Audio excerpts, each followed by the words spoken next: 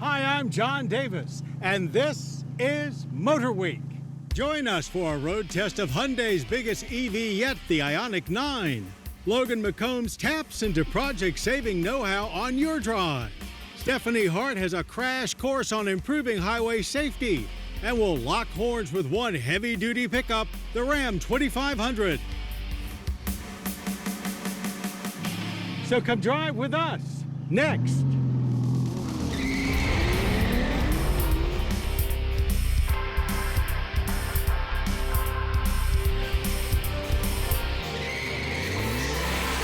MotorWeek, 45 years steering you in the right direction. MotorWeek is proudly sponsored by Auto Value and Bumper to Bumper, a nationwide network of stores and shops providing major brand auto and truck parts and service from coast to coast and in your local community. Service is the difference. We get it. Learn more at autovalue.com and bumpertobumper.com. We're Tire Rack. We test tires and share our results. We stock over 1 million tires. We offer multiple installation options. We do this because we believe tires matter. TireRack.com.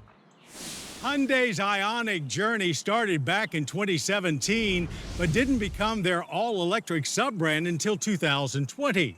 The numbers have been counting up since then, both sales and models, going from the 5 compact crossover to the 6 midsize sedan, and now their largest offering yet, this Ioniq 9 3-row utility. It's easily the most important Ioniq yet, so let's find out if it's also their best.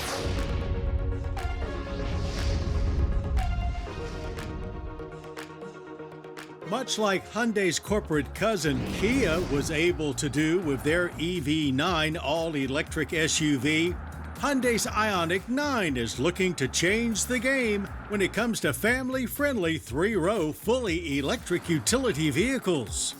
It is based on the same eGMP platform, but that's not surprising, as so is every other Ioniq EV. But continuing development helps the Ioniq 9 outshine the EV9 in a couple of key areas, more range being one of them. All Ioniq 9s feature a 110.3 kilowatt-hour battery with max range of 335 miles from the single 215 horsepower rear motor setup. That's 31 miles over the EV9. 303 horsepower dual motor all-wheel drive is rated for 320 miles, and our tester's performance dual motor setup is rated for 311 miles, outputting 422 horsepower and 516 pound-feet of torque, which is also more horsepower than the EV9. We drove 282 miles using 92% of the battery, putting us on pace for 307 miles in our driving loop. Suspension tuning also gives it a slightly plusher posture with a very smooth ride quality, typical of most Hyundai versus Kia comparisons. Indeed, next-level comfort and spaciousness are big Hyundai priorities of late, and they've leveled up with the Ioniq 9's first-class lounge-like atmosphere. There's a flat floor plan, and being slightly bigger than the EV9 gives it a little more room inside, most notable in the rear seat where comfort is high, and in the third row where even adults have space to spare. That additional third row room means cargo space behind it is a bit less than the EV9 at 12.9 cubic feet, but the 46.7 with the third row folded and the max of 86.9 are both more than the EV9. There's additional storage space up front under the hood as well. Features and capabilities are maxed out here in calligraphy trim, of course, and materials are very nice. But all 9s come with a great-looking widescreen display with a pair of 12.3-inch screens, one for driver info and a touchscreen for multimedia with standard navigation. What a departure from the first Hyundai to arrive in the U.S., the 1986 Excel. We noted its very economy interior, but found it overall very solid and well built. Before Hyundai used the Ioniq name for their all-electric sub-brand, it was first used for 2017 on their first purpose-built eco-minded car, Available as a hybrid, PHEV, and even a full electric with 124 miles of range. While EVs are mainstream now, Hyundai still likes to make theirs stand out. But not everyone was a fan of the minivan from the future vibe that features exaggerated fender trim over 21-inch alloy wheels and active air flaps. Though there are also a few styling cues from the recently redesigned Santa Fe for familiarity. At our Mason-Dixon test track, the 9 launched with authority, hitting 60 in just 4.6 seconds, way faster than any family SUV needs to be. It maintained that excessive force until about halfway down the track when it finally tapered off. Still strong, just not as heavy-handed, and plenty enough for a 13.3-second quarter mile finished at 103 miles per hour. It was a bit of a harsh experience when it came to hitting the brakes, too. Lots of nosedive and some vibration in the brake pedal, but 117 feet from 60 for a 6,000-pound vehicle is quite good. All that weight helped it feel extremely well planted through our handling course. There was no understeer to deal with, as it felt very well balanced and quickly followed through on steering inputs, going wherever we pointed it. 350 kilowatt fast charging takes the battery to 80% in 24 minutes, and using 40 kilowatt hour of electricity per 100 miles, the Ioniq 9 earns a good efficiency rating. Pricing starts at $60,555, which is about $4,000 more than an EV9, and tops out with calligraphy design at $78,090. There's no question the 2026 Ioniq 9 is Hyundai's best EV yet, but is it a game changer? Well, the next level comfort, true luxury amenities, and impressive ride make it a fantastic EV. In fact, it is one of the most impressive SUVs we've ever driven. So yes, we'd consider that changing the game.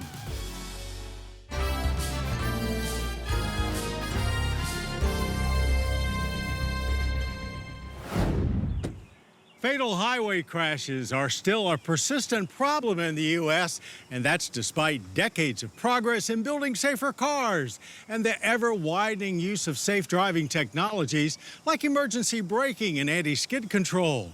Well, our Stephanie Hart recently traveled to the Insurance Institute for Highway Safety to find out what's behind this continuing threat to daily life and what can be done to cure it.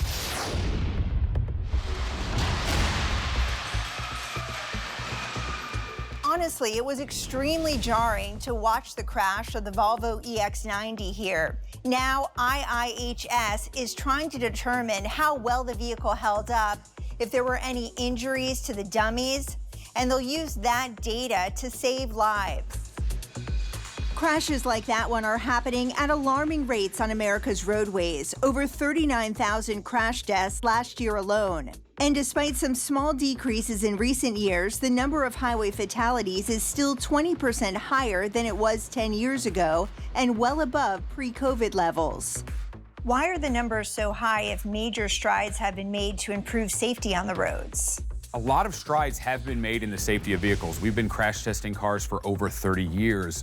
We've added crash avoidance tests. But a lot of those safety benefits have been counteracted by different things like larger, heavier vehicles. And risky driving behavior like speeding, drinking and driving, distracted driving, and not wearing a seatbelt all contributed to the stubbornly high number of deaths. IIHS tells us it's addressing the road safety crisis head-on, setting a new ambitious goal of reducing fatalities 30% by 2030. Latest figures show pedestrians, motorcyclists, and bicyclists together make up 36% of motor vehicle crash deaths. There are also some other challenges, like our vehicle fleet is changing, and bigger, taller vehicles are less friendly to pedestrians when a crash occurs. On the other side, we have been improving vehicles with crash avoidance technologies. We introduced pedestrian automatic emergency braking, which helps the vehicle prevent those pedestrian crashes. But it's a long game. The average vehicle out on our roads today is about 12 years old, which means new safety technology in new vehicles could take decades to reach most drivers. That's why solutions that are short-term are vital. There are things that we can do in the near term. For instance, some roadway design or red light safety cameras, speed safety cameras. Although vehicle safety improvements are long-term goals, crash avoidance technologies such as automatic emergency braking are starting to benefit pedestrians, cyclists, and motorcyclists, which is encouraging. IIHS is looking to expand their crash avoidance testing to include bicycle targets and small commercial vehicles, like that delivery truck you see in your driveway. For accelerating commercial vehicle safety, we want to build on the success we've had with passenger vehicles and our vehicle ratings programs, and also on the work we've done on truck underride with increased strength of underride guards. The still high level of crash deaths proves that technology and vehicle design changes alone aren't enough. That's why IIHS is tackling the road safety crisis from all sides. We recently updated our front crash prevention program to include different targets. So we drive at a tractor trailer now, we drive at a motorcycle, and we also drive at a regular vehicle at higher speeds. And so this will really expand the safety for everyone, looking at tractor trailers, also more vulnerable users like motorcycle riders. So that will help the problem. And I understand the goal is to push automakers to improve these systems further? Yeah, absolutely. So we rate front crash prevention similar to our crash worthiness, good, acceptable, marginal, and poor. And the goal is for all the manufacturers to earn good ratings, and they really strive for those top ratings. Because at the end of the day, a higher safety rating influences how people buy their vehicles, ultimately leading to fewer lives lost on our roads every day. Before a car model ever reaches the showroom floor, it undergoes a battery of crash tests to ensure that it meets federal government safety standards.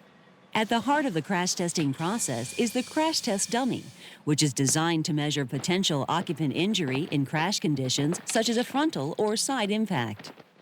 This is one of GM's Hybrid 3 crash test dummies. It represents an average American male, and it's capable of measuring up to 31 human-like responses in a crash test.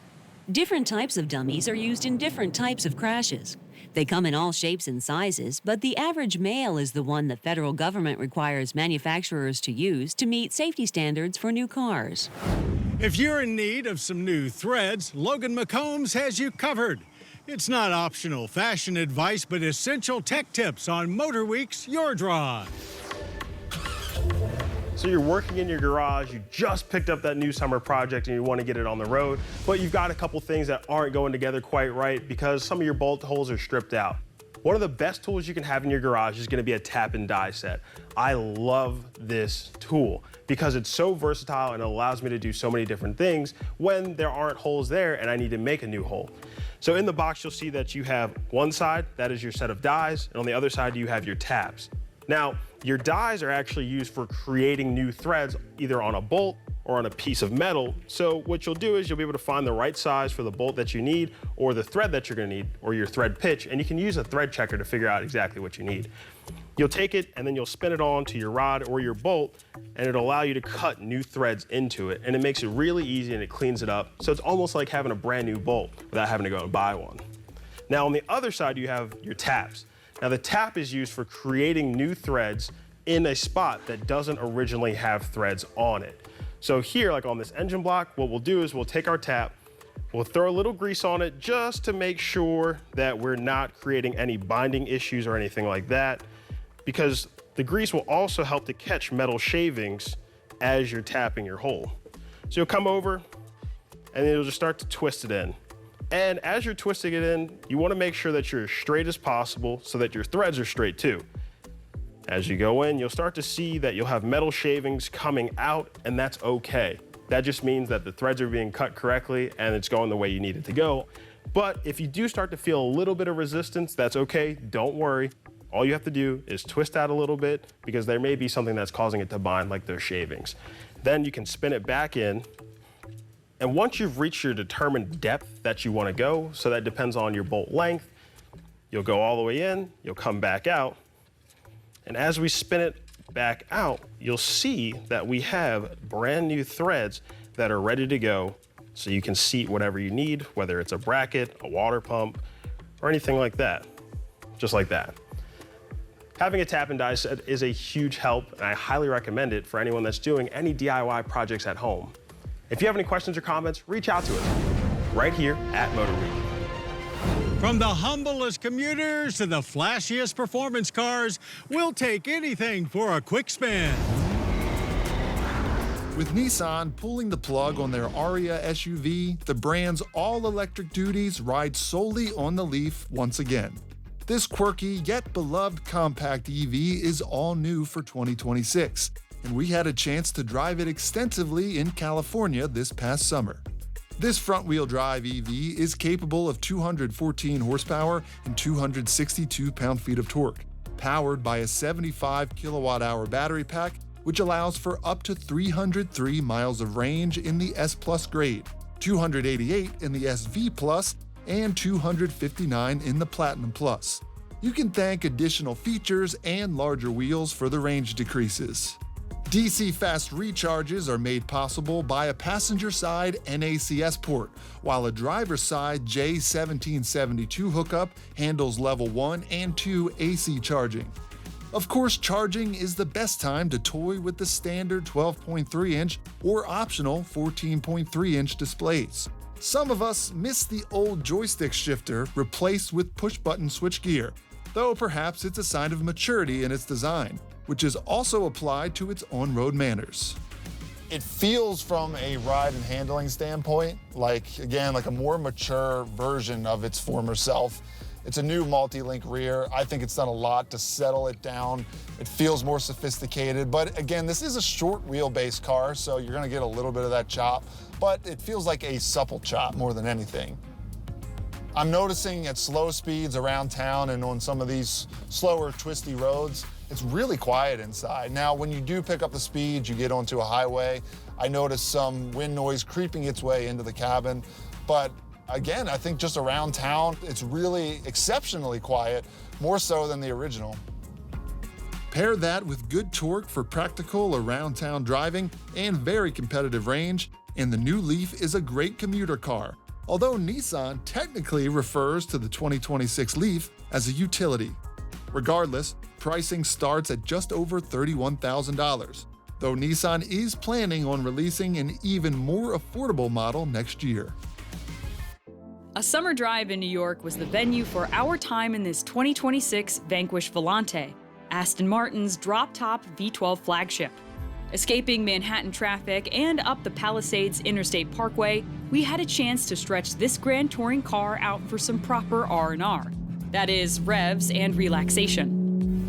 I've read some studies as of late that say cats purring can somehow heal humans, like mentally or emotionally. I don't know if that's true, but what I will say, when you've got an engine like this under the hood that purrs, oh yeah, it heals. What we've got is a 5.2-liter bi-turbo V12, 824 horsepower, 738 pound-feet of torque. It's plenty of get up and go, and on a subtle back road cruise like this, it purrs. But a couple downshifts from this ZF8 8-speed automatic, and that purr goes to a healthy roar. Whew, that speedometer climbs quick. Despite the big rear-delivered power, the Vanquish Volante's near 50-50 weight distribution gives more refinement than rowdiness, as do the Bilstein DTX dampers, adapting on the fly to road conditions. Weighing just over 200 pounds more than the coupe, the Volante's chassis was carefully constructed as to not dilute the Vanquish experience. Behind the sculpted bodywork is an equally refined cabin, similar in layout to the latest Vantage we tested last season. Plenty of physical buttons and notchy rotary switchgear mixed with a pair of 10-inch displays.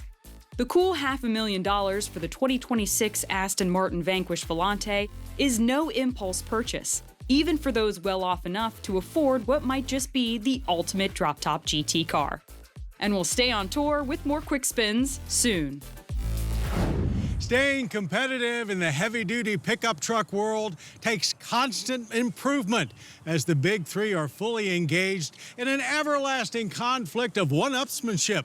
This heavy-duty Ram is the latest to fuel that fire. Their updated 2500 not only looks great, but is ready to do even more serious work and play.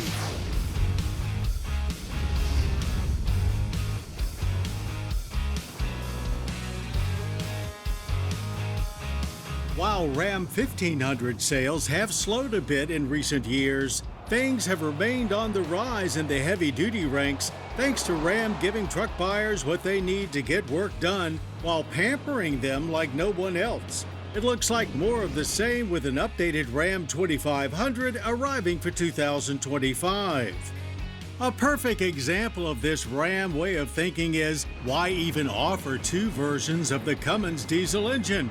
Just keep the high-output version and give it more power while you're at it. The 6.7-liter inline-six turbo diesel is the same size as before, but gets an additional 10 horsepower at 430 with 1,075 pound-feet of torque, the highest standard diesel rating among heavy duties.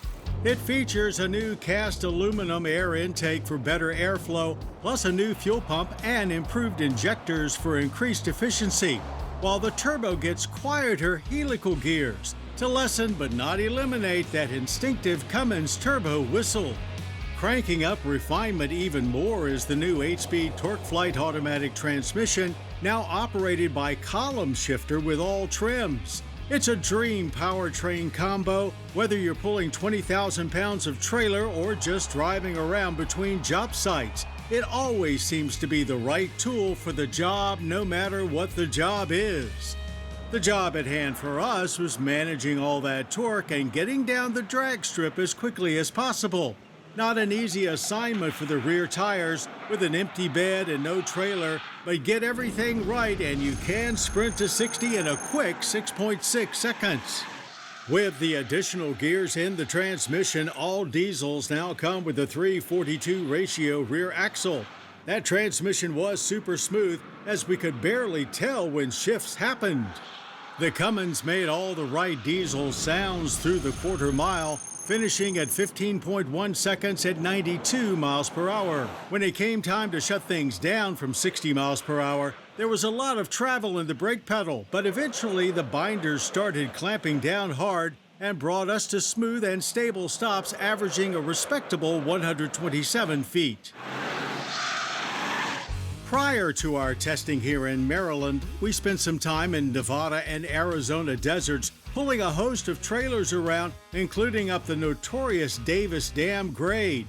As impressive as it was moving thousands of pounds of trailer uphill like it wasn't even back there, it was even more impressive on the long downhill grades. Just set the cruise control and the vehicle seamlessly manages both exhaust braking and transmission downshifting to make it a stress-free affair. You can monitor it all on either the Uconnect screen, which comes in 8.4, 12, and 14-inch sizes, or on the 12-inch digital gauge display. 7 grades of HD are available from basic tradesman to the luxury-minded limited. Most have their own personality with unique grills and trim. Our mid-level Laramie is perfect for the recreational buyer with big weekend toys to tow.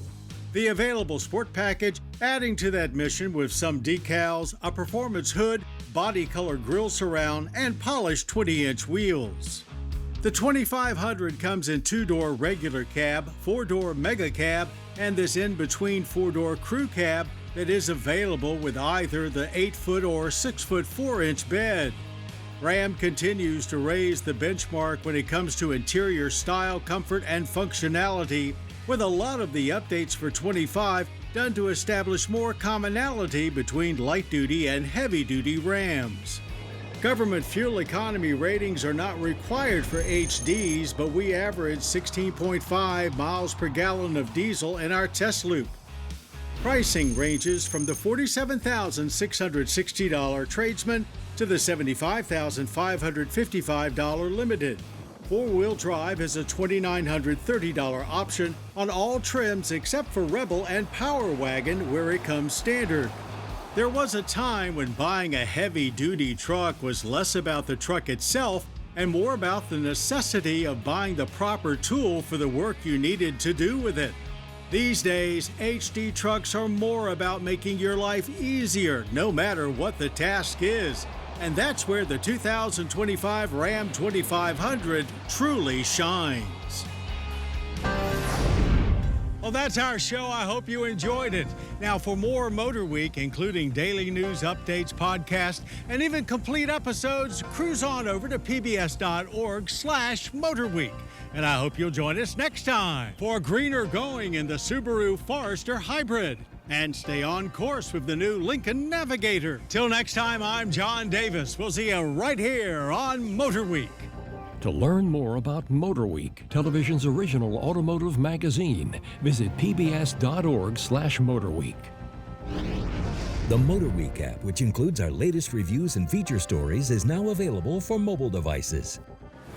MotorWeek is proudly sponsored by Auto Value and Bumper to Bumper, a nationwide network of stores and shops providing major brand auto and truck parts and service from coast to coast and in your local community. Service is the difference. We get it. Learn more at autovalue.com and bumpertobumper.com.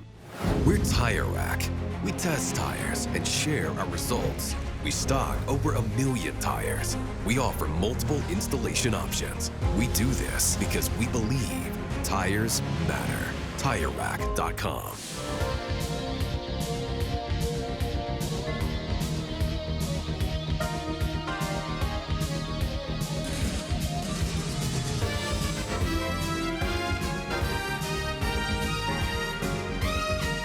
This program was produced by Maryland Public Television, which is solely responsible for its content.